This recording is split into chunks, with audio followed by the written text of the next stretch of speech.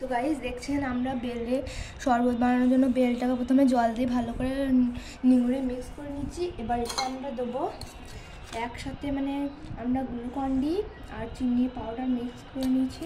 এবার আমরা এতে দিয়ে দেবো, দিয়ে এটাকে ভালো করে মিক্স করে নেব।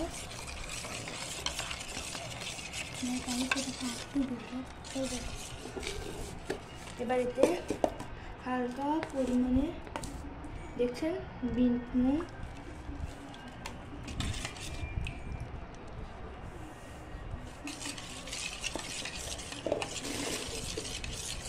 তো গাইস এটা যাতে একটু টেস্টি হয় তার জন্য আমরা হালকা পরিমাণে কাসুন্দি দেবো। দেখছেন কতটা দিয়েছি।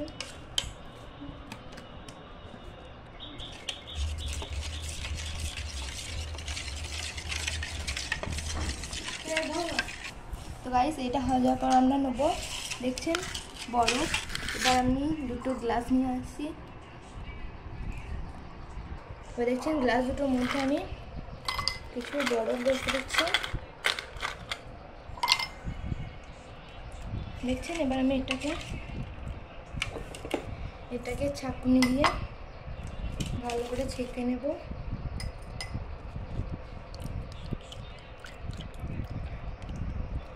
তো গাইস যেহেতু বেলটা একটু পুরোপুরি আছে তার জন্য আমাদের ছাঁকনিটা এভাবে ঘেটে নেব।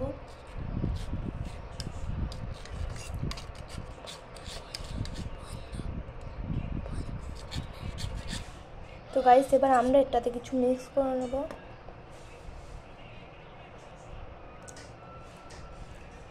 সুন্দর গন্ধ বেরিয়েছে।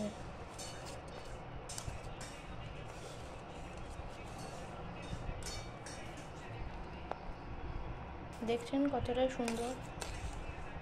তো গাইস এতে যাতে টেস্ট হয় তার জন্য আমরা এতে একটু পরিমাণে লেবু দিচ্ছি। ঠিক আছে, আপনারা লেবু দিলেও হবে না দিলেও হবে। তো দেখছেন আমরা কত সুন্দরভাবে করবো এগুলো।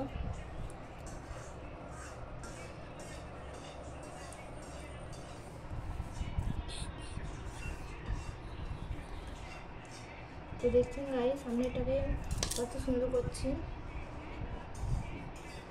তো গাইস আমাদের এটা বানাতে অনেকক্ষণ লেগেছে, কিন্তু আমাদের সুন্দর হাতে এটা লাইক করতে মাত্র কিছুক্ষণ লাগবে, লাইক এবং সাবস্ক্রাইব করতে। তো গাইস এটা যাতে কিছু আরও একটু সুন্দর লাগে তার জন্য আমরা উপর থেকে আরও জাস্ট একটা করে বরফ দিয়ে দিচ্ছি। আর এটা যাতে আরও একটু সুন্দর টেস্ট লাগে তার জন্য আমরা উপর থেকে হালকা করে কাসুন্দি দিয়ে দেবো, দুটোতে জাস্ট 1 চামচ করে।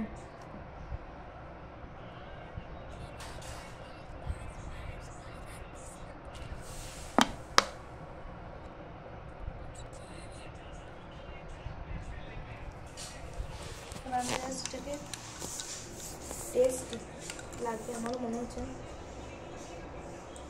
একটু টেস্ট, এমনিতে তো খুব সুন্দর লাগছে। আপনারা বাড়িতে এটা টেস্ট করে দেখতে পারেন কেমন লাগছে।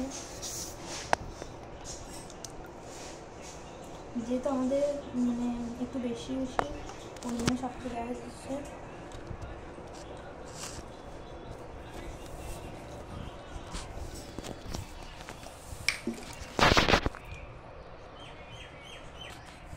তো দেখুন গাইস আমাদের দুটো সুন্দর সুন্দর জুস রেডি হয়ে গেছে।